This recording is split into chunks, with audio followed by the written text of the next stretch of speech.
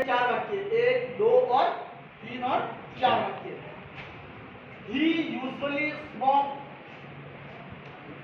बीड़ी। Sentence के अंदर usually शब्द है, क्या है? यूजुअली। यदि वाक्य के अंदर यूजुअली आता है, सेल्डम आता है, ऑलवेज आता है, इस तरह के अगर हम एडवर्ब का यूज करते हैं तो वो वाक्य हमेशा प्रेजेंट सिंपल का होता है। उससे ये पहचान होती है।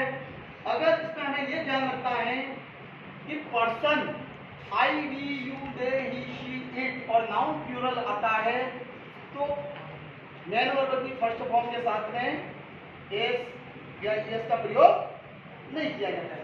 यदि वाक्य के अंदर ही, शी, इट और पर्सन अगर सिंगुलर आता है तो उसमें हमें किसका प्रयोग होता है?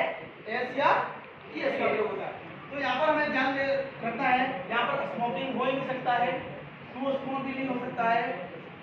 स्मोक इसलिए नहीं होगा क्योंकि पर्सन आई, वी, यू, दे उनके साथ में अपन स्मोक। तो यहाँ पर एस लगा हुआ है, इसका मतलब पहले सेंटेंस के अंदर हमें ध्यान रखना है अगर पर्सन ही, शी, इट और नाउन अगर सिंगुलर आता है तो उसके साथ में हम मेन वर्ब की फर्स्ट फॉर्म के साथ में किसका प्रयोग करेंगे? एस या एस का। इसका मतलब पहले सेंटेंस का हमारा ए राइट। अब हम चलते हैं अगले सेंटेंस में। Long long ago they dash live there. ये वाक्य है पास्ट सिंपल का। इससे हमें पता लग रहा है कि लॉन्ग लॉन्ग एगो, अगर एगो शब्द आता है या यस्टरडे आता है, इस तरह का अगर वाक्य में आए तो हमें ध्यान रखना है पास्ट सिंपल का मतलब होता है मेन वर्ब की सेकंड फॉर्म। वॉज लिविंग हो ही नहीं सकता है, कंटिन्यूस है। वर लिविंग ये कंटिन्यूस का है। अब यहाँ पर तेरे का लिव्ड और लिव्स के साथ में एस कब लगता है? ये प्रेजेंट टेंस का है तो ये भी नहीं हो सकता, लिव्ड भी नहीं आएगा, वर लिविंग भी नहीं आएगा, वॉज लिविंग भी नहीं आएगा। और इसका सेकंड फॉर्म होगी, वो क्या होगी? लिव्ड। यानी सेकंड सेंटेंस के अंदर लिव्ड का प्रयोग होगा। अब तीसरा sentence, the bus had gone before they come. The bus यानी बस पहले जा चुकी है, बिफोर। आपको ये ध्यान रखना है यदि वाक्य के अंदर बिफोर आता है या आफ्टर आता है तो पहले वाले वाक्य के अंदर हमें हेड के साथ में इसका प्रयोग करना है, थर्ड फॉर्म का प्रयोग करना है। यदि दूसरे वाला वाक्य है तो हमें मेन वर्ब की सेकंड फॉर्म का प्रयोग करना है। किसका करना है? मेन वर्ब की सेकंड फॉर्म का।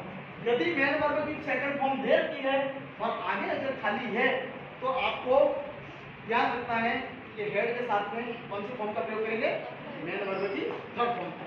तो यहाँ पर इज कमिंग नहीं हो सकता है, हेड कम नहीं होगा, हैज कम भी नहीं होगा। तो सेकंड फॉर्म कौन सी है? कम की कैन।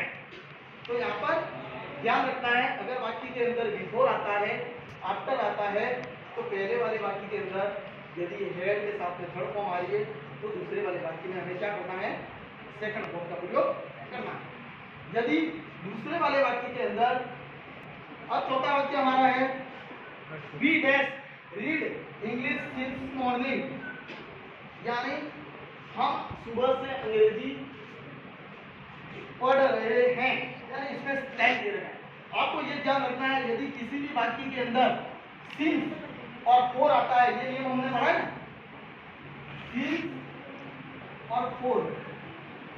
सिंस का मतलब होता है पॉइंट ऑफ टाइम, सिंस का मतलब होता है पॉइंट ऑफ टाइम, फोर का मतलब होता है पीरियड ऑफ टाइम, जो हमने पूरे डिटेल में पढ़ा हुआ है। तो हमें ध्यान रखना है अगर सिंस फोर आता है तो हमें वाक्य के अंदर हैज बीन और हैव बीन का प्रयोग करना है। और ये ध्यान रखना है पर्सन के अकॉर्डिंग हमें उसका प्रयोग करना है। तो यहाँ पर इज रीडिंग नहीं आएगा, आर रीडिंग भी नहीं आएगा, हैज बीन इसलिए नहीं आएगा क्योंकि यहाँ पर प्लूरल है, पर्सन क्या है? प्लूरल है, इसलिए हैज बीन नहीं आएगा। और इसके साथ में आई, वी, यू, दे और नाउन प्लूरल के साथ में किसका प्रयोग होगा? Have been reading. इसका मतलब ये ऑप्शन इसका राइट होगा। तो आपको समझ में आ गया मोटे मोटे तौर पर। यदि वाक्य में ऑलवेज आता है, प्रेजेंट सिंपल का होगा। अगर एगो आता है, यस्टरडे आता है, ऐसा है तो फिर पास्ट सिंपल का होगा। प्रेजेंट सिंपल में मेन वर्ब की फर्स्ट फॉर्म के साथ में एस या ईएस का प्रयोग होता है, और पास्ट सिंपल के अंदर मेन वर्ब की सेकंड फॉर्म के साथ में सेकंड फॉर्म का प्रयोग होगा। और इसी तरह से पास्ट परफेक्ट, प्रेजेंट परफेक्ट में अगर वाक्य आता है बिफोर अगर आफ्टर आता है तो आपको यहाँ पर ये भी ध्यान रखना है मेन वर्ब की सेकंड फॉर्म का प्रयोग होगा। और इसी तरह से सिंस फोर आता है तो हैज बीन और हैड बीन का प्रयोग होगा। और वो पॉइंट ऑफ टाइम के अनुसार ये आपको ध्यान में रखना है।